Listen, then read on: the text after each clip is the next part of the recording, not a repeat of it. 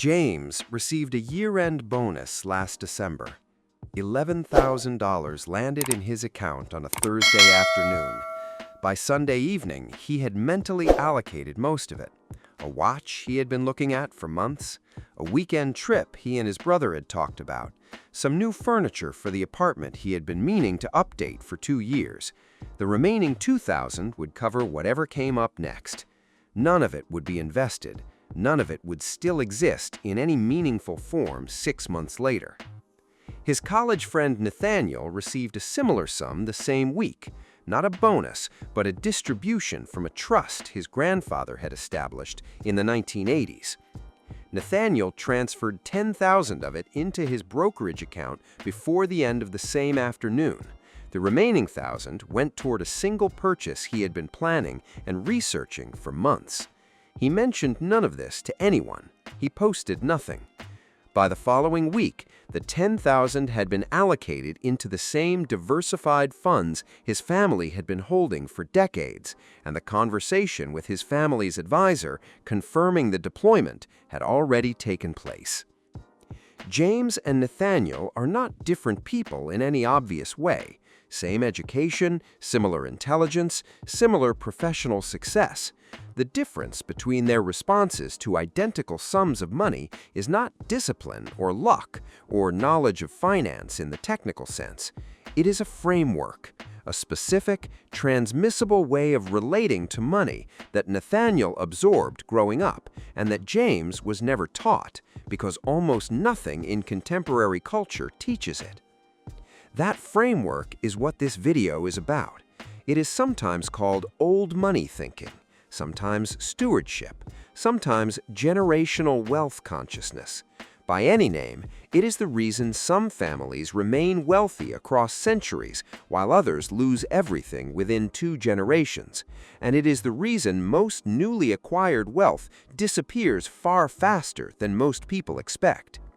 Before the framework itself, the statistic that makes the stakes concrete. Research tracking family wealth across generations consistently finds that roughly 70% of wealthy families lose their wealth by the 2nd generation. By the 3rd, the number climbs to 90%. 9 out of every 10 families that successfully accumulate significant wealth are back at 0 within 3 generations. This pattern appears across cultures, economic systems, and historical periods. The Chinese call it wealth never survives 3 generations. The English had their own version. The Irish had theirs. Every culture that has observed this pattern has named it because the pattern is universal. The first generation builds. They work relentlessly, live below their means out of necessity and then habit, and understand with visceral clarity how fragile financial security actually is because they constructed it from nothing. The second generation grows up watching wealth being built. They inherit some of the values, some of the restraint, but not all of it. The third generation grows up entirely inside the wealth. They never witnessed its creation. They have no memory of what it cost. To them, the money simply exists, and that assumption that wealth is a permanent condition rather than a maintained one is what destroys 90% of family fortunes before the grandchildren reach middle age. The old money mindset is what the 10% do differently, and it is not what most people assume. Principle 1. You are the steward, not the owner. A foundational shift in old money thinking is a reframing of identity. In the common cultural framework, money you have is yours. You earned it, you spend it, you enjoy it. It exists for your present satisfaction. In the old money framework, the wealth was passed to you by those who came before, and your obligation is to pass it forward in better condition than you received it. You are not the owner. You are the current custodian of something that belongs to the family across time. Your job during the decades you hold it is not to maximize your personal consumption, but to preserve and grow the asset for the people who come after you. This single reframe changes every downstream decision. When James received his bonus, he asked what he wanted. When Nathaniel received his distribution, the question of personal spending barely arose.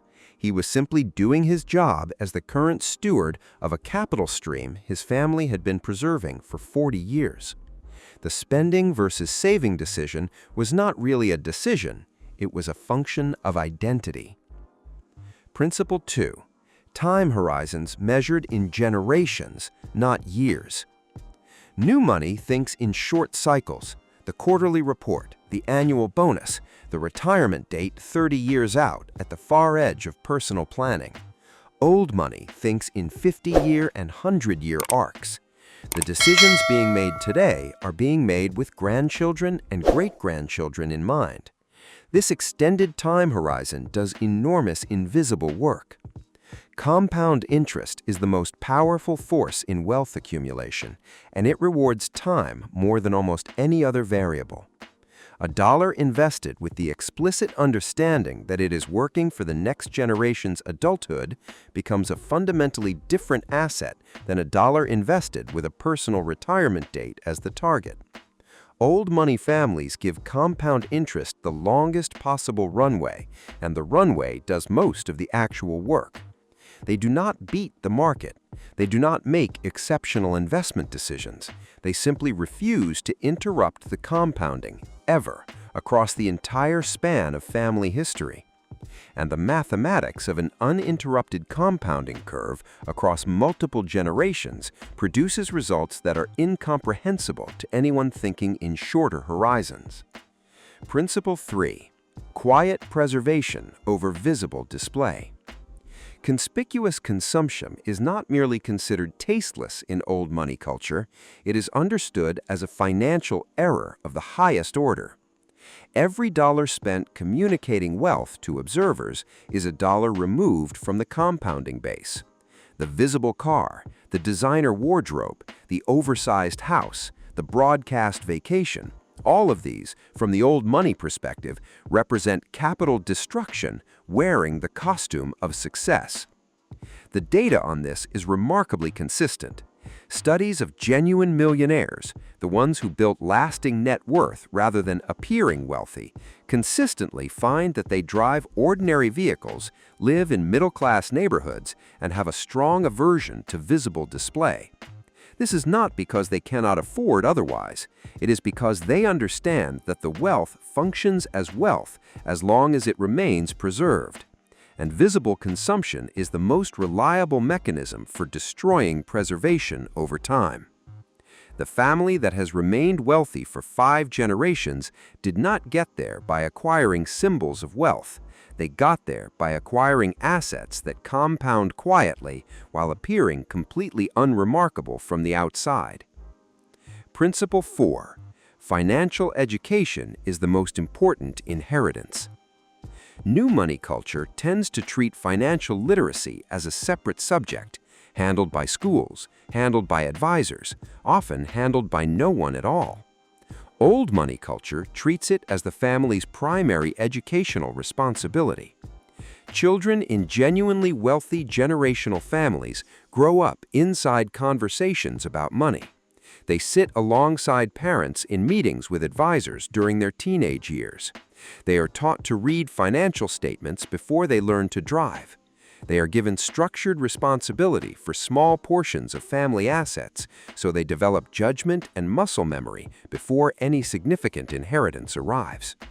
The transmission is not lecture, it is apprenticeship. And this distinction explains why the third generation loses everything in most wealthy families. They received the assets without receiving the operating framework. The wealth without the worldview that created and preserved it arrived.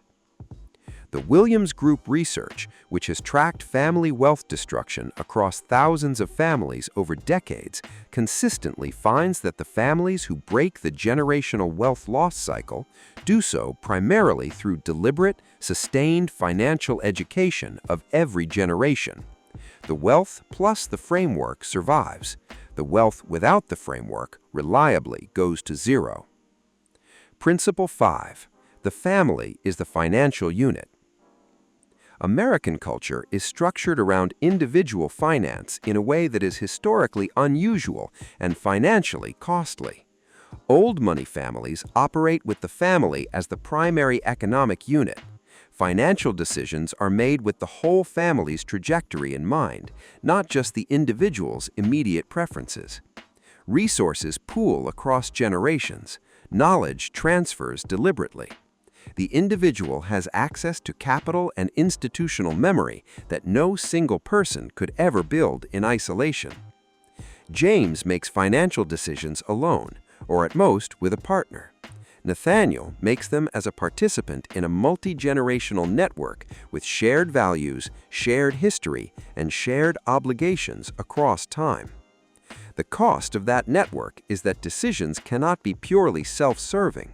The benefit is that decisions do not have to be made in isolation, with limited information, against an economy structurally designed to extract value from atomized consumers.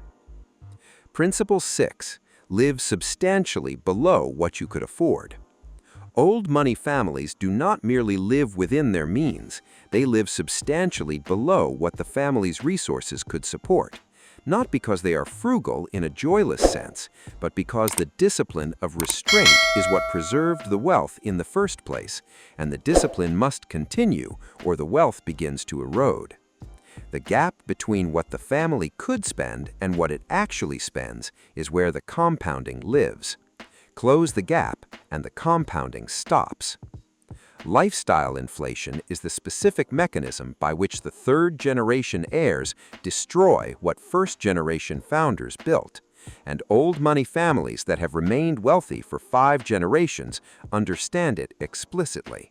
They refuse to let their consumption grow in lockstep with their assets, generation after generation, and the wealth continues growing precisely because the consumption does not. Principle 7. Debt is a tool of last resort. Old money families have access to enormous amounts of credit. They use almost none of it for consumption. The cultural posture is that debt is deployed exclusively for genuinely productive purposes, assets that generate returns above the cost of borrowing and minimized aggressively everywhere else. Consumer debt is essentially absent. Credit cards exist for convenience and rewards, paid in full every month without exception. The mortgage gets retired as quickly as is practical. Compare this to the American financial baseline, where carrying revolving credit card debt at rates exceeding 20% is normalized as a feature of adult financial life. Every dollar of interest paid is a dollar removed from the compounding base permanently. Old money families have understood for generations that the household that consistently pays 22% interest on consumer debt while attempting to build wealth is fighting against itself. The debt does not just cost the interest, it costs the compounded future value of that interest across the decades it could have been invested instead. Principle 8. Boring investments held forever.